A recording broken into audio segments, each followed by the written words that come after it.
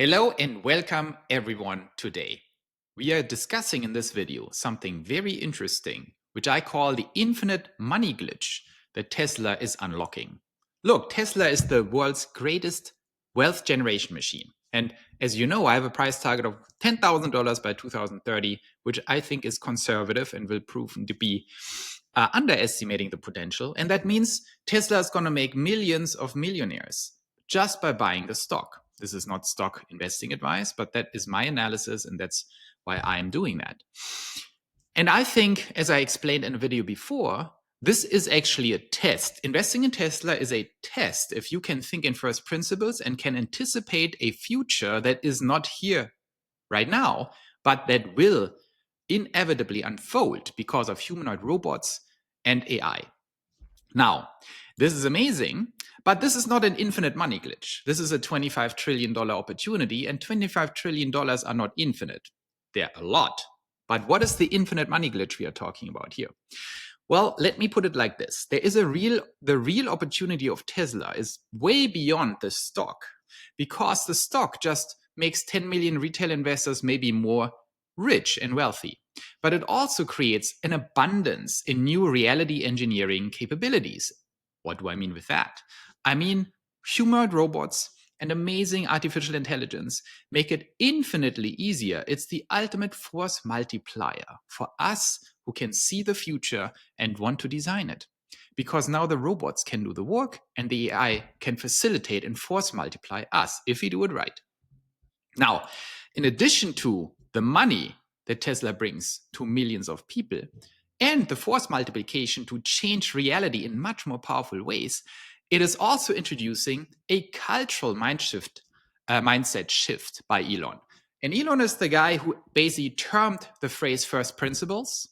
25 years ago, I went on a rampage telling everyone everything is about principles. We have to think, we have to use our brain and identify principles in the world. And these principles will allow us to engineer reality, but no one understood what I'm saying. Now, Elon has much more credibility and authority than me, and he termed first principles, which is the same thing. But now everyone starts to understand. If we think in first principles and not in analogies, we can predict and understand the mechanics of reality. That is point number 3 in my big infinite money glitch pitch. The combination of a lot of money for Tesla investors, a lot of engineering force multiplication through the robots, and a mindset shift that we understand, wait a moment, we can engineer any future we want, will make a huge difference that actually leads us to an infinite money glitch. Maybe you know Fazat. Fazat is a famous Tesla tuber, and he said, it's a little embarrassing that we are all Elon fans and Tesla fans and making money with the stock and understanding the cars and love the robots, but that we only have one Elon. We are literally betting civilization on a single man. That's both dumb and a little embarrassing. And Fazat said, we need more Elons. I full-heartedly agree, but I think it's not technically more Elons. It's all of us growing up, thinking in first principles, and applying them in more ways than just predicting Tesla stock. We have to become active. So I want to give you some predictions here, what I think inevitably is going to happen in this situation. A new mindset will arise. This will happen in the next 5 years. It will be led by the Tesla community, because that is the community of people who best understand, because they're witnessing and betting their own money on it, how we change reality, and who best understands this new system. So this crowd, our crowd here, you, me, everyone who's following and is a fan of Elon and Tesla, at some point will understand, let's use these first principles to do something bigger here. And we can use first principles to identify the biggest future opportunities of humanity that go far beyond the Tesla opportunity. These are what I call the $100 trillion startups. They work very differently from normal startups. To make $100 trillion with a single company, that company has to become a pillar of civilization. And you can only become a pillar of civilization if you design an opportunity around something very foundational and fundamental to the human condition. And there is something that I want to share here. It's a little model I developed, a model of first principle thinking and understanding reality. I call this the first principle opportunities generator. And what you have in this model is you start with technology change, right? There is new tech. Then you look into value. Where's the economic value and opportunity here? And then you combine human behavior. What would humans actually do? Because if you have some nerdy tech and some economics, but the humans find it weird and don't do it, it's not going to happen.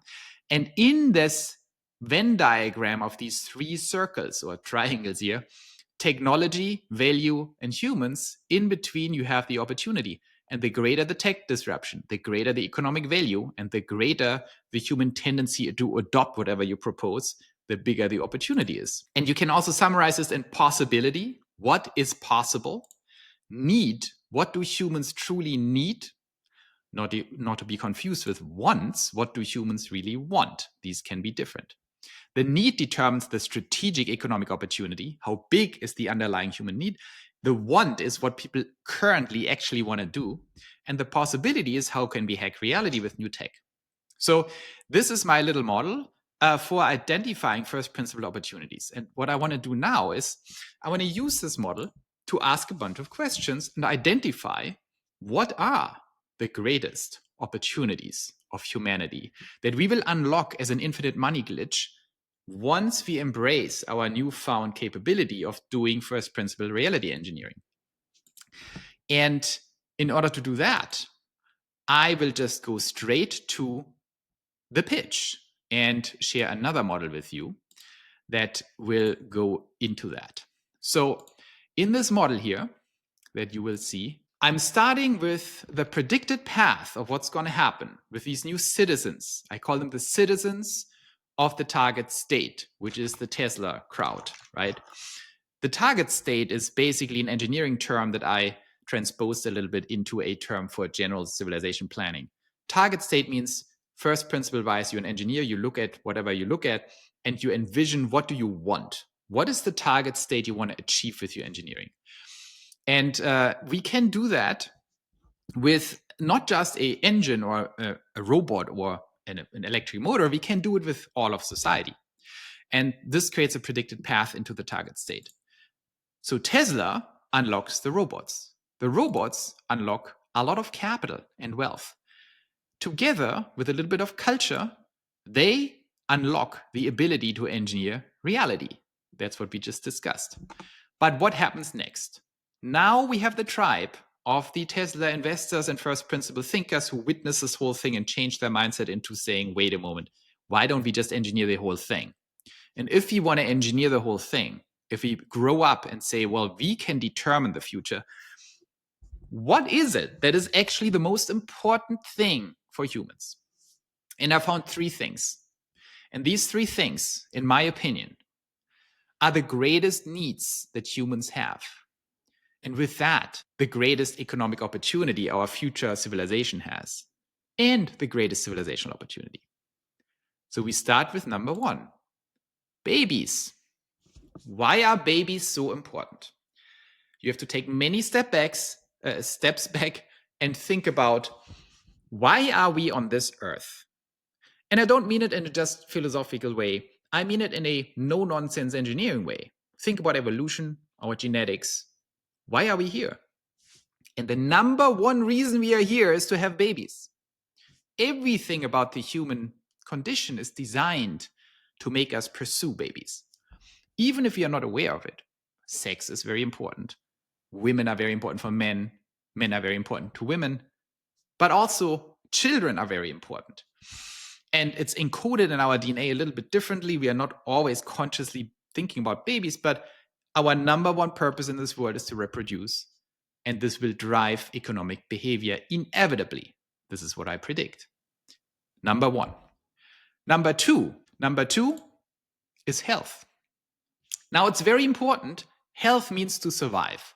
Health means to not die. Health means to maximize your lifespan and not die and be happy with high energy. Very important. This is number two, right? It is not number one. Why do I say that? Because when you analyze it, people are willing to die for their children. They're not willing to sacrifice their children to not die. This is very profound and deep. The babies are more important than our lives. But once we have the babies, we also want the life. So people will spend a lot of money on not dying. It's a little bit less controversial maybe than the babies, but I'm right about the babies, believe me. And number 3 is what I call wealth. And you can think in the Maslow pyramid about this whole thing. The first, you secure that you have offspring, ideally more than 2, right? You want to reproduce, you want to have them healthy, you want to have them happy, and you want to enable your children to also have a lot of children. That is the long-term optimization curve of your fundamental need of babies. Health, you want to maximize your health span and live as long as you can, as healthy as you can, and not die along the way. Wealth, once you have these 2 secured, what do you want? You want to create progress for all. This is the human need for self-actualization, for being useful, and for propelling civilization forward beyond your babies and beyond yourself in your own life. We do that. This is a long story how we do that, but basically wealth means you're creating a society, a civilization, you're creating cities that are very effective in bringing together babies, health, and wealth, and unlock a community that is highly productive, that generates innovation and progress, and maximizes that. And wealth, what I mean specifically here, is not the actual wealth production, the entire economy of the future, the reality engineering economy, but it's the key lever to allow all of us to engage in this economy. It is the framework of living and community, again, cities, new cities, that allow us to maximize the wealth creation and production in society. So when I look at this, my prediction is that the tribe here, the Tesla tribe, will be the first to understand that everything else is secondary or tertiary. The primary needs of humanity are babies, health, and wealth. We will realign once become target state engineers and think about what should we actually do with our life, what should we actually do with our newfound capital, and what should we do with this universal AI and robot capability. Well, we need to realign the entire human economy to the things that matter the most, which are these 3, and wealth opens up the rest of the economy, of course. And I believe, here's what I believe, that in the future, in the very close future, babies and the business models and the economic infrastructures, the technology infrastructures, you and me and some other Tesla tubers and Tesla investors are going to develop here, are going to represent roughly 10% of future GDP. I think that's the size of the baby industry. I understand this industry doesn't exist really yet, but it will exist. You will see. Health is another 10% of GDP. What is health? Well, it's very simple. It's preventative medicine, it's reactive medicine, and it's food infrastructure, right? How are you healthy? You eat the right thing, you do some exercise, you have a little bit of community, but food is the big industry. And then you have health, the medical industry, which has to shift to preventative and all that stuff, you know, that I can talk all day long about. That will represent roughly 10% of GDP, which is pretty obvious, right? It's healthcare and food combined. That's already probably 10%. And then wealth will be another 10%. That is basically, you know, mixed use real estate, new cities where we make this all happen and create synergies. I think babies are the least understood here, why this is an industry and why this is an enormous industry.